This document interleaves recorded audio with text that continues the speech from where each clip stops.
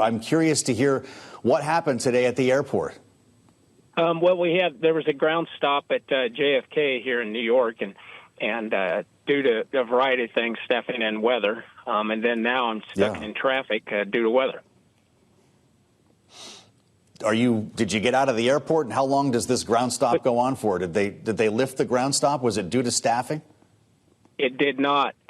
We went ahead and flew into Farnsboro and at Republic Airport, so we were able to do that, and then that's what's caused the problem, obviously, with traffic, because we have to go a lot farther or come a lot farther to get into the city. Well, Mr. Chairman, you know a lot more about this than most people, and I'm wondering if this has in any way changed your perspective on the shutdown, because I suspect there's going to be more of this where this came from. Should there be a separate bill, for instance, to pay air traffic controllers? Well, that's a good question, and I know the president is looking to try to figure out how to continue or how to pay air traffic controllers, and they are absolutely going to feel some pain. Now, I got to commend them, though. They're coming into work. They're showing up. And the bigger problem, though, is just overall staffing. We are short thousands of air traffic controllers, and it isn't going to compromise safety in any way, but there are going to be some delays. That's going to happen. So what can you do from your position on your committee or from within the Congress here to try to alleviate these pressures? You just made clear we didn't have enough air traffic controllers to begin with. If it's not actually paying them during the shutdown, is there anything that the FAA can do, that you can do on your committee to help prolong their ability to work? Well, we passed a great FAA reauthorization just last year. A very bipartisan bill. It passed out of committee unanimously and got 387 votes on the floor of the House. And then was signed into law. And it addressed the air traffic control shortage and changing some of the hiring practices and making sure that we get the best people into those positions. And I can say this, and Secretary Duffy worked very hard to get this done, but they filled every single seat at the Academy this year, all 2,000 seats, and that hasn't happened in some time now. That's good news in the long term. We're looking...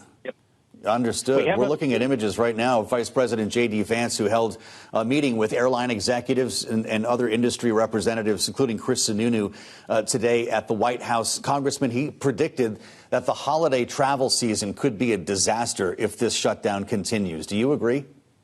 I absolutely agree, and families are going to suffer from that.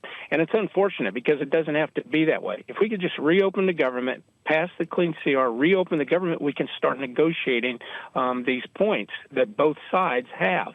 And it's extraordinarily damaging when you've got individuals that are more concerned about their primary politics than they are about the American people. And we got people out there that are going to miss their nutrition programs, are going to miss flights, as you pointed out, due to the holiday season. They're going to miss paychecks. It's going to be not good at all. So we need to end this thing and get back to the table, get back to work. There's been some talk around a continuing resolution that would essentially last a year, going to December of 2026. Jason Smith, who chairs the House Ways and Means Committee, told us on the air he would support such a move if it keeps the government open. Would you? Yes, if it keeps the government open, that is one of the options that we are looking at, of course.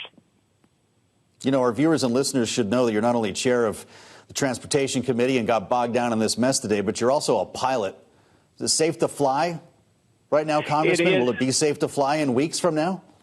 It is safe to fly. And I was on a plane today, and I will be on a plane again tomorrow. One thing that the Secretary of Transportation, Sean Duffy, made very clear is we will not compromise on safety. We will have delays, but we will not compromise on safety. And that's an absolute fact. It is safe to fly. That's not going to be the problem.